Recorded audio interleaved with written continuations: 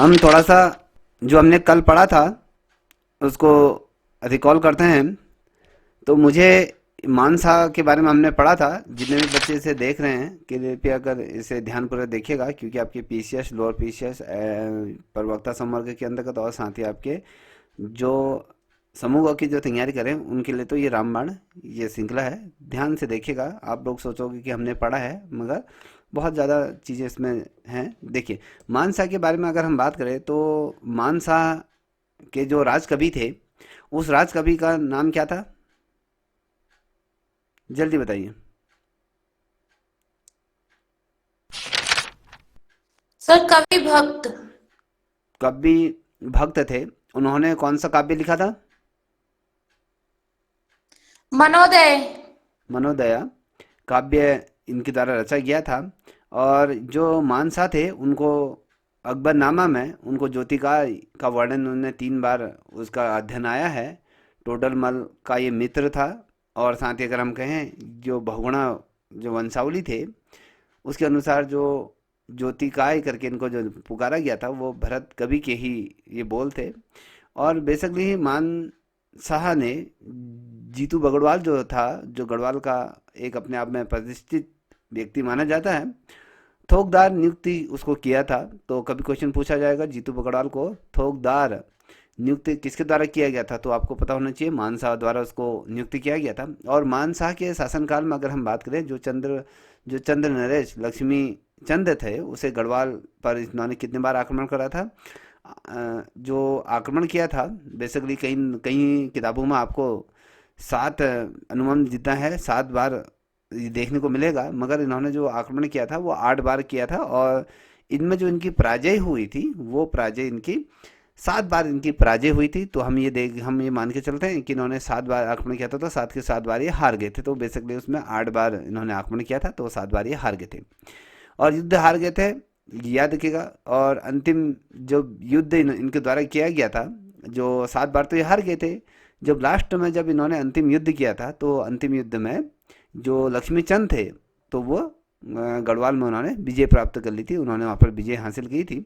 और जो ये अंतिम युद्ध हुआ था, जो ये अंतिम युद्ध हुआ था जो गढ़वाल में जो अगर देखें जो अंतिम युद्ध में जो गढ़वाल सेना थे, सेना का नेतृत्व किसने किया था? मैंने कल बताया था गढ़वाल का नेतृत्व किसने किया था? तो जो गढ़वाल का जो नेतृत्व किया था वो आपका खड़क सिंह ने किया था। खड़क सिंह को इस युद्ध में मारा गया था, मैंने कल बोला भी था। और जब ये मारा गया था, माना जाता है कि इस समय का जो था, जो कुमाऊं में विजय के उत्सव पर ये कुमाऊं में एक त्योहार मनाया जाता था। हमने कहा था कौन सा त्योहार मनाया जाता है? सर नेतृत्व जो किया था खड़क सिंह ने किया था सर। हाँ, तो ये इसका जो कुमाऊं में जो एक त्योहार मनाया जाता है वो आपका खतड़वा जो त्योहार मनाया था, मैंने उसके बारे में आप लोगों को बोला भी था। तो आप अपना माइक बंद कर दीजिए, ठीक है। अब देखिए, आज का जो हमारा जो टॉपिक रहने वाला है वो श्याम शाह से संबंधित रहने वाला है। तो श्याम शाह के बारे में थोड़ा सा मैं आपको बता दूं। जो श्याम शाह जो ये था, ये आपका 44वें शासक के रूप में इसको माना जाता है। और जो जागीरनामा है, जो जागीर की आत्मकथा है, उसमें उल्लेख मिलता है श्याम शाह का। और उसके अनुसार अगर हम देखें, जो जागीरनामा है उसके अनुसार अगर हम देखें तो ये कहा जाता है कि ये जो मुगल दरबार जो था, मुगल दरबार ने श्रीनगर का जो शासक थे, जो मुगल दरबार ने क्या करा था, जो श्रीनगर के जो शासक थे उनको जो जैसे घोड़े हो गए, हाथी हो गए, ये उपहार स्वरूप क्या किया था, भेंट किया था। किसने किया था? कभी क्वेश्चन पूछा जाता है कि परमार वंशी जो शासक, वह कौन सा शासक था जिसे जहांगीर द्वारा घोड़े, हाथी और बेशकीमती आभूषण ये इत्यादि चीजें भेंट की थी, वो कौन सा शासक था? श्याम शाह। श्याम शाह था। श्याम शाह को ये चीजें उपहार में भेंट की गई थी, यहाँ तक कि हाथी भी उपहार में उसे भेंट किया गया था। और श्याम शाह ने शाम शाही जो शाम बागवान बागान था, जो इसका निर्माण बेसिकली अगर हम बात करें तो इसका जो निर्माण किया गया था वो श्रीनगर में किया गया था। जो क्वेश्चन कभी पूछा जाएगा कि उत्तराखंड में शाम शाही बागान किस स्थान पर स्थित है, तो आपको पता होना चाहिए श्रीनगर में इसको स्थापित किया गया है। और इसको जो बनाया गया था वो श्याम शाह द्वारा बनाया गया था। और यहाँ पर आप देख पा रहे होंगे, मैंने यहाँ पर कहा था कि इसके अनुसार मुगल दरबार ने श्रीनगर के शासक जो थे उनको घोड़े, हाथी उपहार के स्वरूप में भेंट दिया था। और श्याम शाह के सीलासरी सीलासरी नामक ग्राम को इन्होंने क्या था, भूमि का एक बड़ा हिस्सा विश्वनाथ नामक एक योगी था उसको दान दिया था। कभी क्वेश्चन पूछा जाएगा कि विश्वनाथ नामक योगी को भूमि दान किसके द्वारा की गई थी, तो ये भूमि जो दान की गई थी वो श्याम शाह द्वारा किया गया था। सीलासरी नामक जो ग्राम था वहाँ पर इसको दान की गई थी। और इसका जो जिक्र मिलता है वो कहते हैं कि 1615 ईस्वी में जो ताम्र पात्र जो हमें प्राप्त हुए थे, जो प्राचीन समय में जो ताम्र पत्रों का जो उल्लेख होता था, उसमें इसका उल्लेख मिलता है कि यार यहाँ पर ताम्र पत्र हमें उस टाइम पे मिले थे।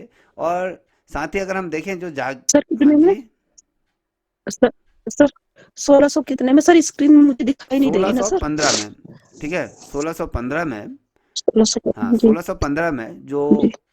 शिव विश्वनाथ नामक जो योगी था उसको ये क्या करा था, इसको 1516 में एक ताम्रपत्र जो हमें प्राप्त होते थे प्राचीन काल में, उसमें इसमें उल्लेख मिलता है कि इस व्यक्ति ने इसको क्या किया था, भूमि दान में दी थी।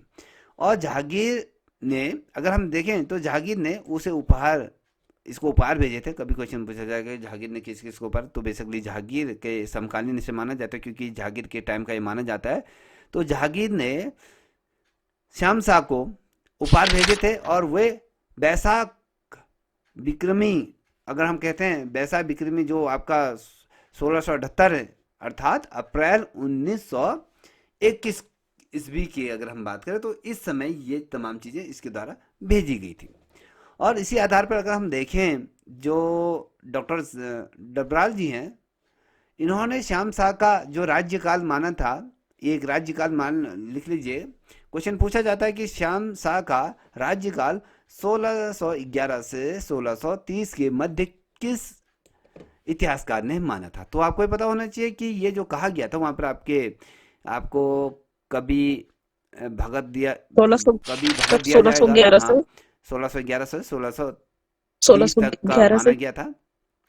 कभी क्वेश्चन पूछा जाएगा कि किसके द्वारा कहा गया, 1630 चार ऑप्शन जैसे दिया, शिव प्रसाद डबराल दिया जाएगा और साथ ही आपके जो कवि दिया जाएगा, पातीराम दिया जा सकता है, वाल्टन दिया जा सकता है। तो आपको पता होना चाहिए कि फलाने फलाने व्यक्ति द्वारा, डॉक्टर डबराल जी द्वारा इसका जो राज्य अभिषेक का जो माना जाता है, तो ये जो माना जाता है ये कब माना जाता है, 1611 से 1630 के मध्य माना जाता है।